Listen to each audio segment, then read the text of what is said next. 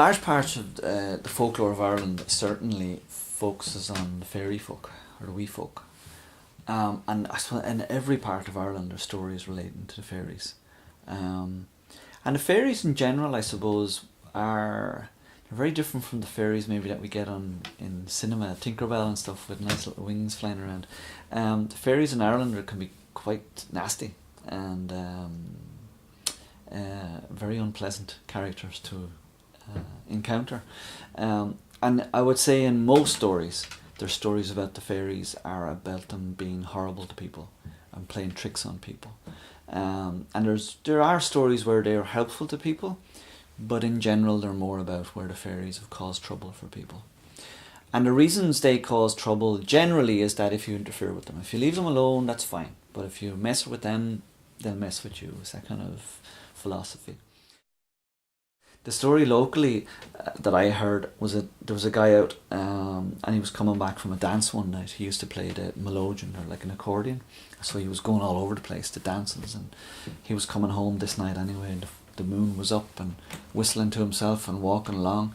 And suddenly he realised he was lost, and he was looking around this way and that way, and he couldn't figure out where he was. And he couldn't see any familiar sights, and he thought to himself, well, and he was getting tired at this stage, and he sat down and dozed off. And the next minute he woke up and he could feel himself being lashed, and he could feel a weight on his back. And then he heard the call of Charlie McHugh, whips and spurs for Charlie McHugh, and there was a fairy on his back, riding him around the field like a horse and whipping him.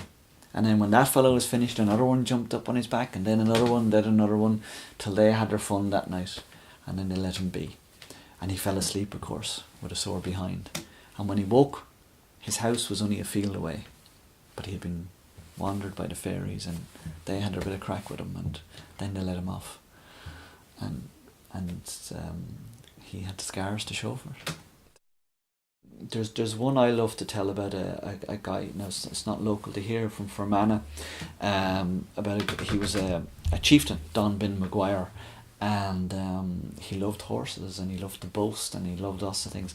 And he went hunting for a horse one day in the hills, and he saw a white horse and chased the white horse. And of course, anybody familiar with stories will know a white horse is a fairy horse. And the horse ran into a cave and disappeared beneath the ground, and he followed it. Now his warriors were with him and they could see nothing, but he was just so determined that he was going to capture this horse. And when he went down, suddenly he came to an underground lake, and there was nowhere to go, and the horse was gone. And he turned around to run back out, but a wall had appeared and there was no way out.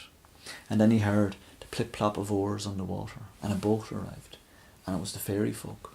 And they just looked up and said, Don Bin Maguire, we've had our eyes on you for a long time. We like the way you sing, we like the way you dance, and we're glad to have you here among us. And of course he had to join them.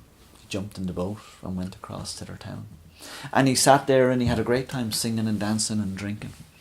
But after a while he started to feel lonely. And he sat in the corner looking very glum, and the fairy said to him, what's wrong with you, Don Bin Maguire? Do you not like our hospitality? Oh, he said, I like your hospitality, and yeah, but he says, I miss my own world.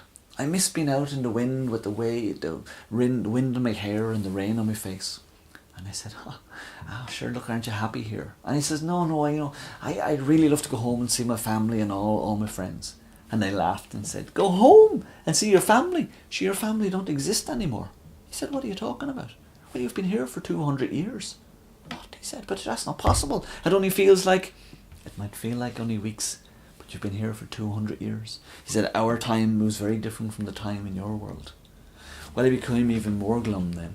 And eventually they told him he could go up once a year on Halloween to ride across the plains of Fermanagh on the fairy horse, the Copplebone as it was called. And they also allowed him that if he should spot a beautiful young woman that he might like to take down to their world, well, then all he had to do was look into her eyes, and then she would have to come with him. And off he went and rode throughout Fermanagh, and over the years he spotted a few nice girls and looked in their eye, and they had to go with him. And then of course people started to realise that there was something going on. So what did people do? They closed their curtains and made sure, especially the women, didn't look out, especially if they heard horses' hooves. And the other thing they would do was tie a mountain ash over the door, because that was something that could protect you from the fairies. So that's an example of, that kind of taking people